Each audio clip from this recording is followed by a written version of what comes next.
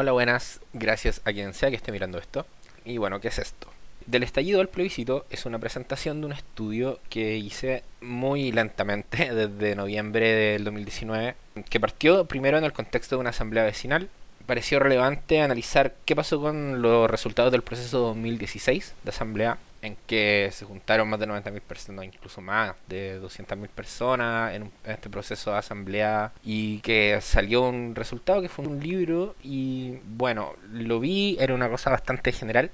Así que busqué la base de datos, a la que no se podía acceder, de hecho estaba bloqueada en la página del gobierno. Pero bueno, si uno entraba usando VPN, se podía. Porque en el fondo es un dato público, se debe poder sacar.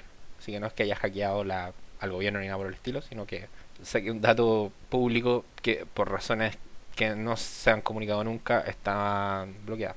Bueno, entonces, en este contexto analicé esos datos y en realidad, bueno, era bien complicado de analizar porque es una base con más de 90.000 casos y el computador simplemente no se la pudo para hacer análisis estadísticos más complejos, poder ver como relaciones, qué sé yo.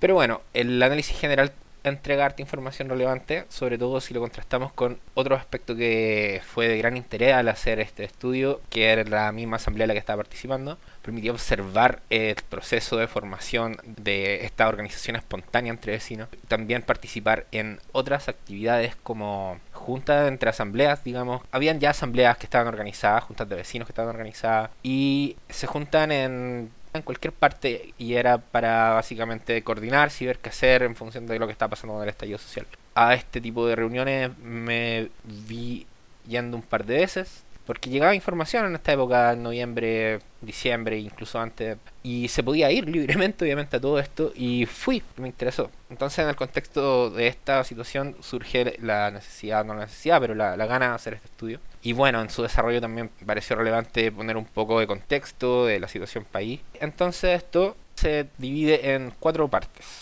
La primera tiene que ver con realizar este análisis contextual, que es bien breve porque en el fondo igual se ha hecho bastante. En segundo lugar, hablar un poco de este periodo de protesta internacional en que se ve también las protestas del 2019 en Chile, que hay muchos países que están con protestas también en este periodo, y también pasa en otros periodos de tiempo que se dan protestas en otro lugar y que tienen cierta comparabilidad con lo que ocurre acá. Bueno, en tercer lugar, en el capítulo 3 se pretende hacer esto que había hablado de revisar los resultados del proceso constituyente de 2016 en función de, bueno, como estaba estipulado en ese ejercicio. Está dividido en cuatro aspectos que eran los valores, los deberes, los derechos y las instituciones más relevantes para las personas. Y por último, en el capítulo 4 quiero dar cuenta de cómo se forma una asamblea de vecinos y cómo también una asamblea de vecinos puede abordar este sentir constituyente, porque en el fondo las asambleas se formaron en la lógica de armar una asamblea constituyente, como de que ese proceso no pare.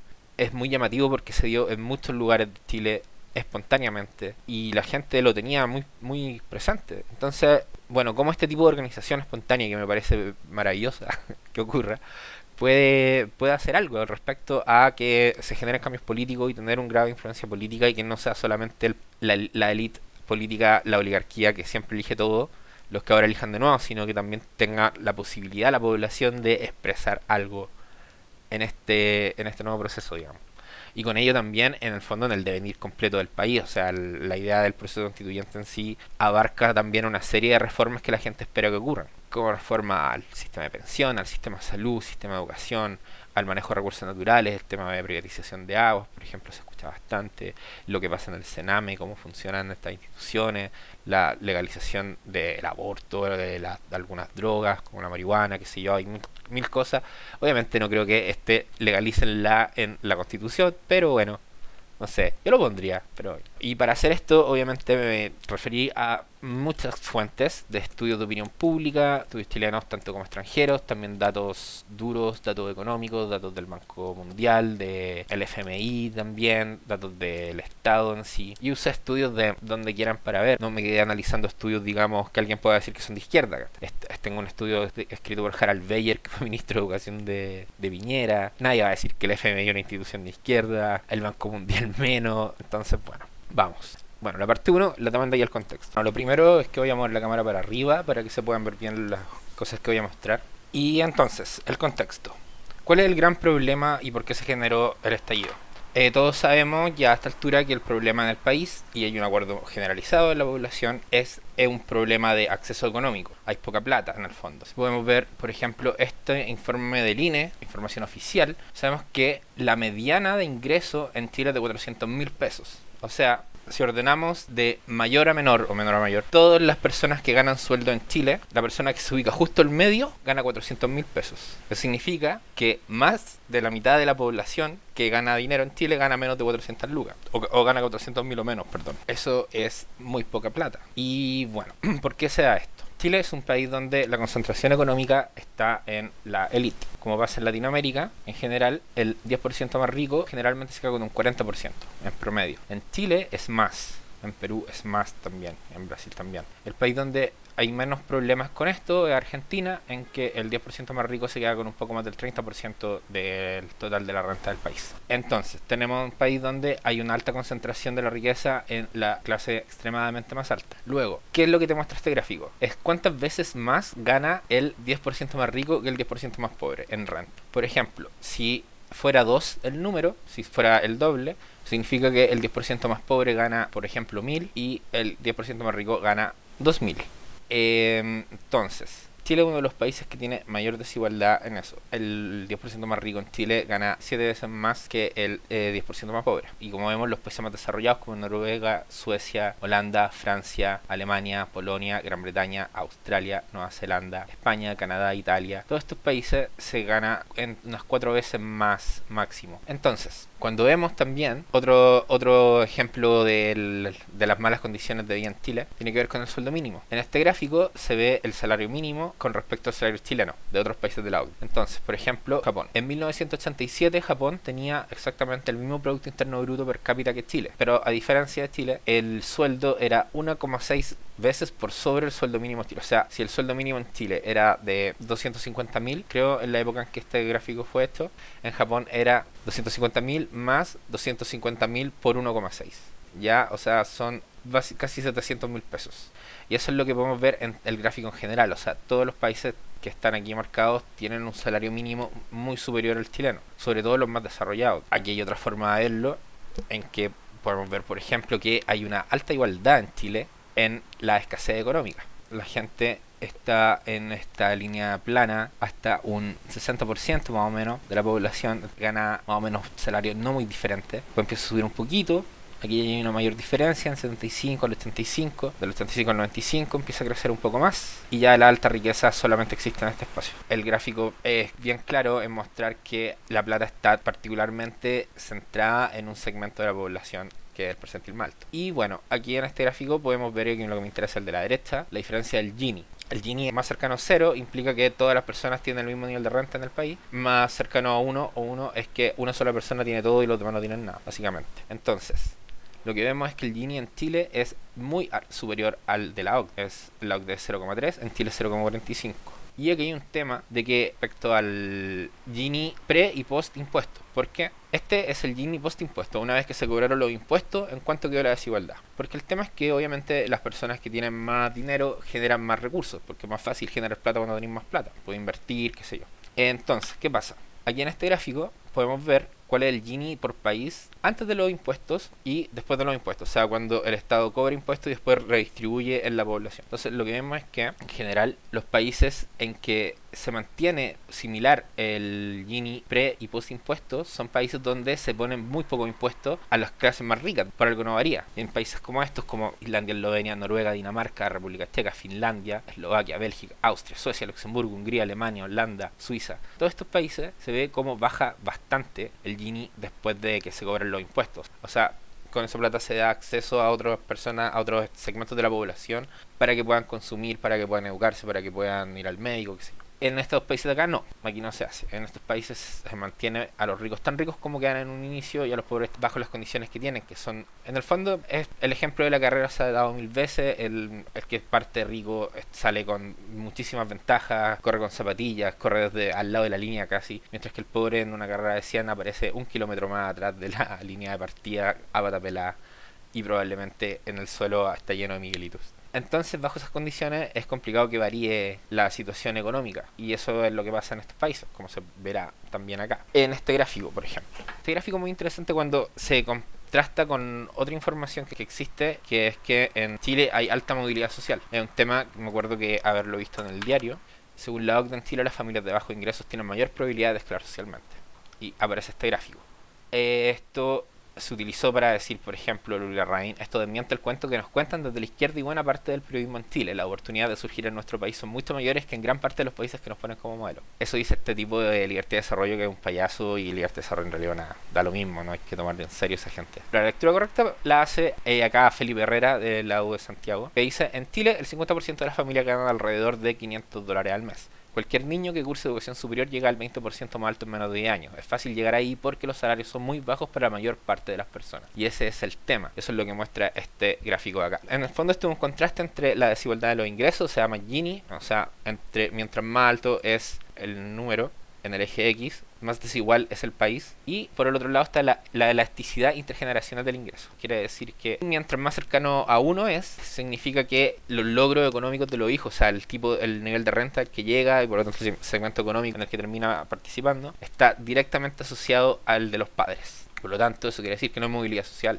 Por eso puse menor movilidad social como indicador. Y claro, ese es el tema acá en Chile. Como vemos, y como decía Hugo Herrera, pasa que, claro, es bien fácil saltar del 10% más pobre al 50%. O sea, la mediana, el que está aquí en el 50, en la mitad, gana 400 lucas. Si alguien está acá, probablemente gane 200, 300 lucas, que es el sueldo mínimo. O sea, en subir 100.000 pesos, una persona sube del 20% más pobre a la clase media directo. Lo que obviamente habla de un país muy inestable, que está de la igualdad en la pobreza. La igualdad en la pobreza. Que a la derecha le encanta siempre achacarse al socialismo. Aquí está, pero clarísimo también. Hay alta igualdad en la pobreza.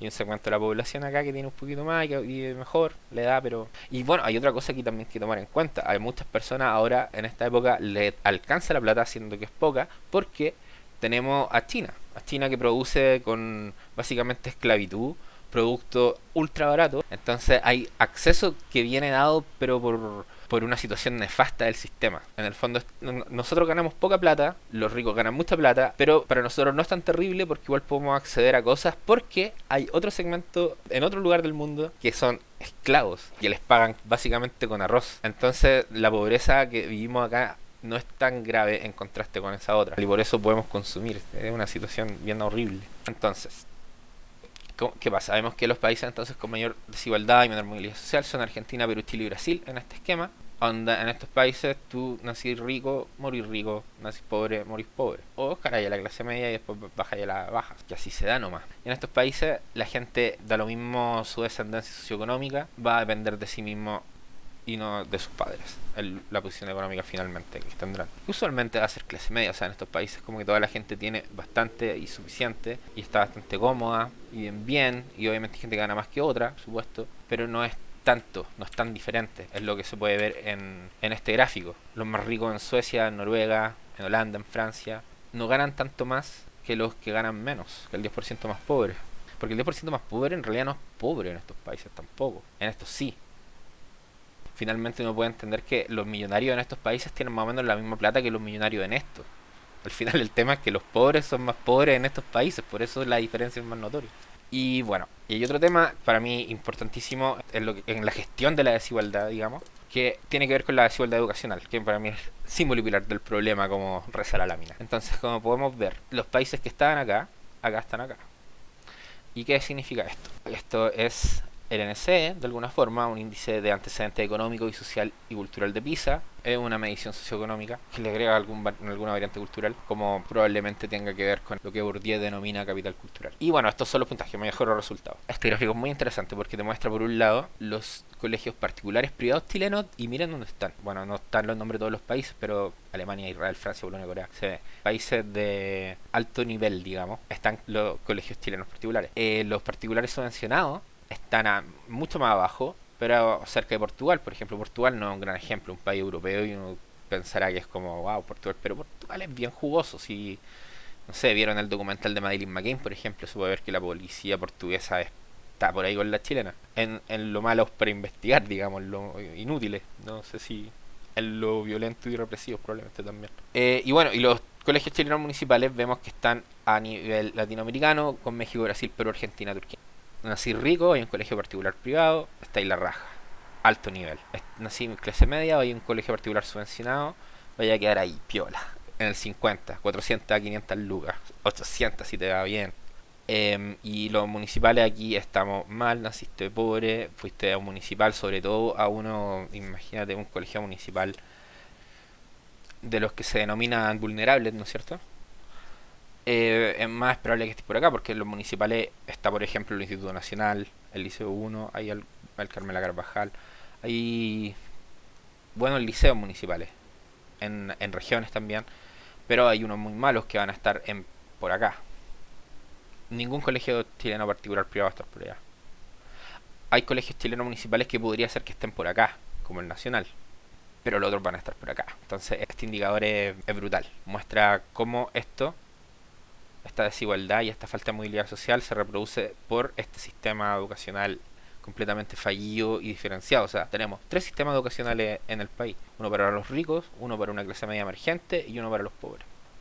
Y obviamente hay colegios municipales donde no hay solo pobres, lógico, pero son al final las excepciones que hacen la regla.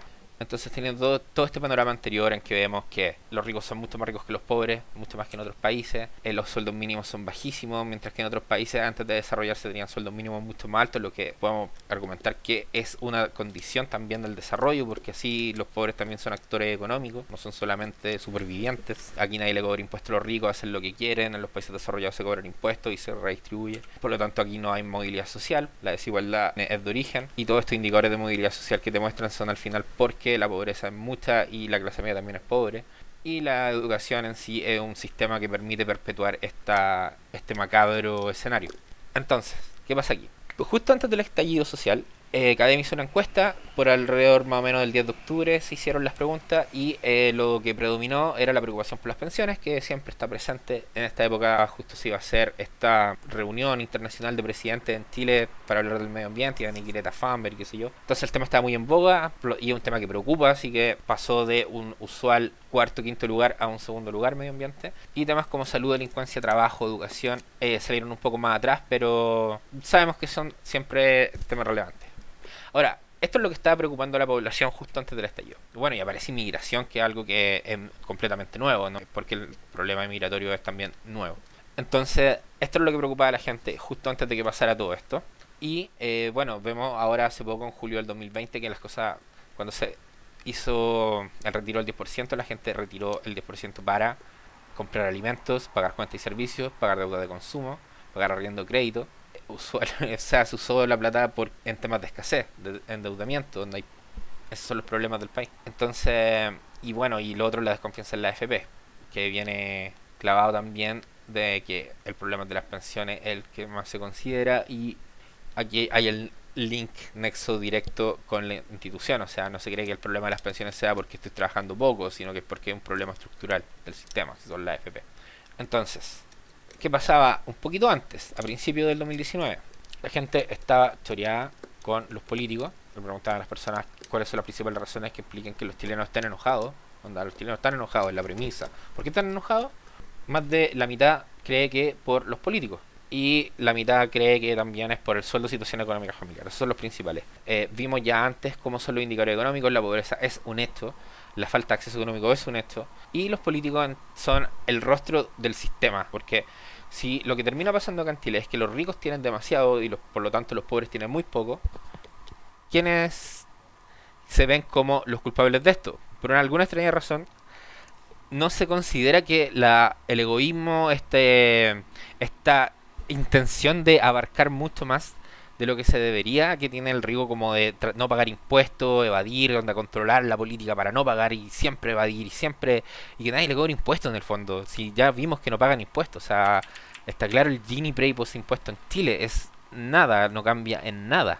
Se quedan con toda su plata en el fondo, que no es suya, si en es plata, pensando que en Chile se pagan malos sueldos, acá se pagan buenos sueldos en estos países, y además después se redistribuye. El acceso es general, acá estamos muy mal. Y bueno, Sorry que vuelva en eso, pero es que es esto lo principal que hay detrás de todo. Esta indignación por una realidad total. Por algo son los dos principales elementos: el sueldo, situación económica familiar y los políticos de Chile. Porque esta no se, como decía antes, no se culpa al egoísmo, no se culpa a las malas prácticas de la clase empresarial, sino que se culpa a los políticos que simplemente no hacen nada. La derecha los culpa porque, según la derecha, los políticos roban, y si eso los políticos no robaran, el país tendría plata para todo lo que necesita. Yo estoy de acuerdo con que los políticos roban, pero no me parece que eso sea suficiente para cubrir los problemas del país. Claramente no lo es. El ejemplo internacional de cómo funcionan los impuestos a la riqueza lo muestra. Cómo cambia la distribución del Gini lo muestra. Esto no es porque le pongan impuestos a la clase media, no. Esto cambia porque se le ponen a la clase más alta, a los mayores ingresos del país. Entonces,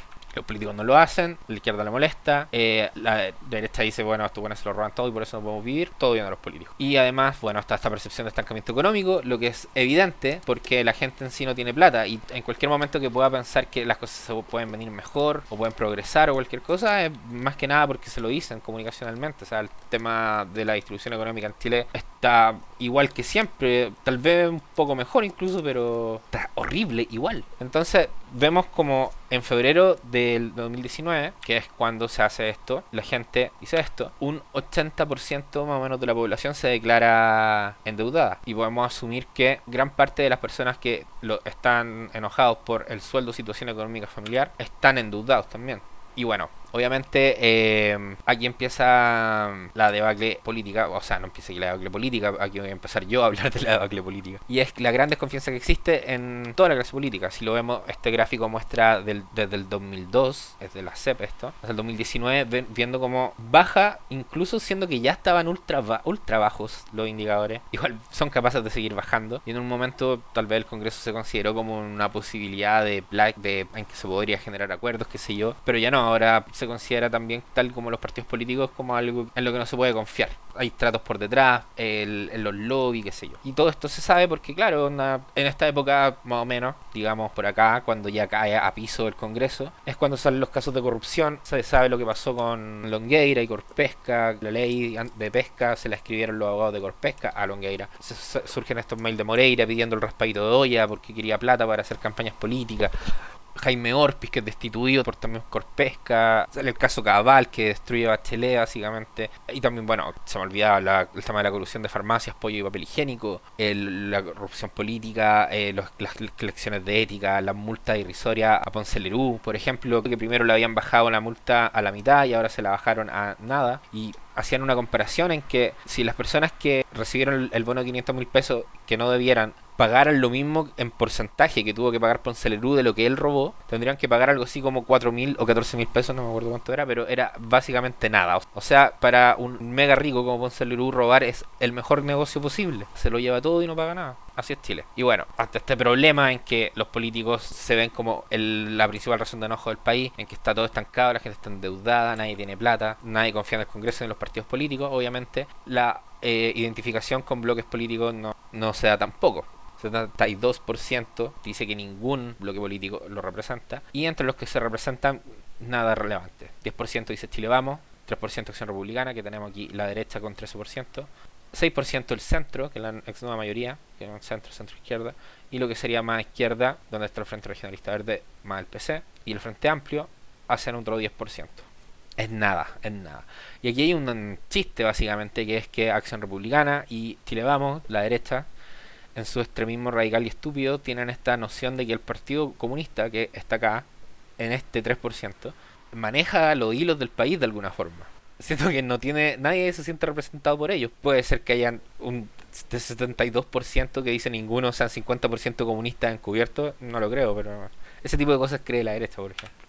Bueno, este dato lo encontré interesante, que es de enero del 2020, porque pregunta por la situación económica, y ya una vez que llevamos más de 2 meses de estallido y estaba la embarrada, la conversación respecto a la crisis económica que se venía y que no iban a haber inversión y qué sé yo, era tremenda. La derecha bombardeaba con eso, los canales de televisión también, porque son los voceros. ¿Y qué pasaba? La gente calificaba su situación actual como mala, un 46%, un 41% como ni fu ni fa, y los que decían muy buena era apenas un 13%. Lo que se condice de nuevo con los gráficos que estuvimos viendo acá, por ejemplo. 13% es desde aquí en adelante. Digamos desde el 80 hasta el 95% digamos que puede ser, ese 13% está en una buena condición. Esto no responde en encuestas, claramente. Pero eso es tan piola, no es tan terrible, y esto aquí ya están en la pitilla, y en caso de que lo hayan echado, ahora cayeron acá. Si lo echaron por la pandemia y estaba acá, ahora está acá. En un mes, 2 meses máximo. Entonces, la situación económica era mala. Desde el estallido social, la situación económica la gente considera que ha empeorado, se ha mantenido igual. Pero, pese a esto, a toda esta. Al hecho efectivo de que la gente en Chile está empobrecida, de que nadie cree en el sistema, hay una desconfianza absoluta en los políticos, en los presidentes, en todo. Así todo, la gente piensa que al final de todas las movilizaciones, protestas y manifestaciones, Chile va a terminar siendo un país más igualitario. Y esto se da a mayor nivel socioeconómico, como que la gente más pobre está más desesperanzada usualmente. Yo me acuerdo de ver estos estudios de votación en segmentos bajos y la respuesta usual era que ¿para qué voy a votar si mañana igual voy a tener que trabajar, de lo mismo que gane, onda, todo esto es lo mismo? Que es una respuesta que tiene no solamente la clase baja, sino que es muy transversal. Pero en general, a mayor nivel de educación se entiende más los efectos que puede tener para el país o para el desarrollo un cambio en el timón político. De nuevo, insisto, este tipo de datos, verlo y entenderlo no es simple. Y saber que hay que cambiar en esto no es simple. Entonces, por eso la gente usualmente cuando está más educada y ve el problema tiende que hay que cambiarlo. Y otra gente que está también educada, que ve el problema, pero también ve que los favorece y no quieren cambiarlo por eso. Y ahí podemos encontrar a toda la derecha de clase alta. Y gran parte de la concertación también. Y bueno, no sé, esto me pareció interesante demostrar porque era como una nota de optimismo que tenía la gente, que al final del día, pese a todo lo que está, el bombardeo de crisis que estaba y todo, la gente tenía fe de que las cosas igual van a terminar mejor. Pero bueno, después vino la pandemia. Y en julio del 2020 a la gente se le preguntó, pensando en la crisis que comenzó en octubre del 2019, ¿cómo se sentía usted acerca de cómo estaban las cosas en el país? ¿Y cómo se siente usted acerca de cómo están las cosas en el país en la actualidad? Entonces, esta es una pregunta que hace que la gente piense para atrás. Igual es a una fecha que la gente tiene bien presente.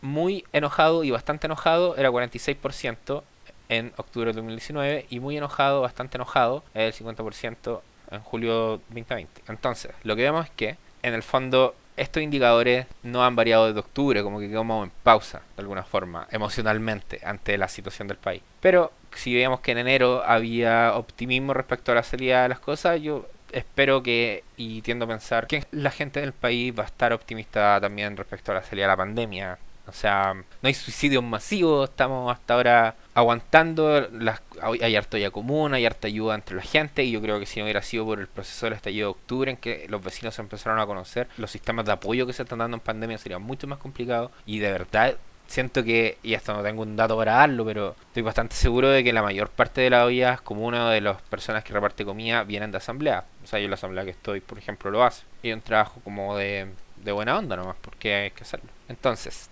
¿qué tenemos? En resumen, los datos son claros en mostrar que la mayoría de la población chilena comparte dos percepciones centrales: la preocupación y la desconfianza. Preocupación por la situación económica, desconfianza en la clase política y desconfianza en el sistema. En el fondo, la situación económica personal y el destacamiento transgeneracional muchas veces se plasma en peor calidad de vida y menos perspectivas de futuro para las nuevas generaciones, siendo que la expectativa es que, si el sistema funcionara, esto sería al revés. O sea, si el sistema funcionara, cada nueva generación debería estar mejor que la anterior y no depender de la anterior para subsistir. O sea, no... Bueno, eso. Y por lo tanto, se entiende, bajo esta lógica, de que no hay en realidad una elasticidad intergeneracional de ingresos. Se entiende que hay una falencia seria en sistemas sociales relevantes, como el educacional, de pensiones, de salud, y bueno, los manejos de recursos humanos y el Sename, entre otros, que son, aquí puse los que aparecen principalmente en las protestas, los que más se escuchaban. Y bueno, la desconfianza en la clase política, obviamente, porque es percibida como una de las principales molestias para la población, y esto viene de la corrupción a la que se la asocia, y que no hay políticas que demuestren preocupación por la población o que sean convenientes para la población. Y bueno, esta desconfianza no tiene que ver solo con los rostros de la corrupción, que serían los políticos en este caso, sino que tiene una base sistémica. Los indicadores muestran un hastío y falta de credibilidad respecto a que los sistemas que están fallando vayan a arreglarse bajo las condiciones actuales, como el sistema FP, el sistema ISAPRE, en los 3 sistemas de educación que tenemos. Y lo último es que las movilizaciones sí han generado un efecto optimista, lo que igual es bacán, que es lo que mostré acá. Hay un efecto optimista y yo siento que ha repercutido también un poco en que no se hayan disparado los malos indicadores ahora en julio y que las cosas no estén tan terribles como podrían estar. O sea, hay mucha ayuda de la gente entre sí. Eso es hermoso.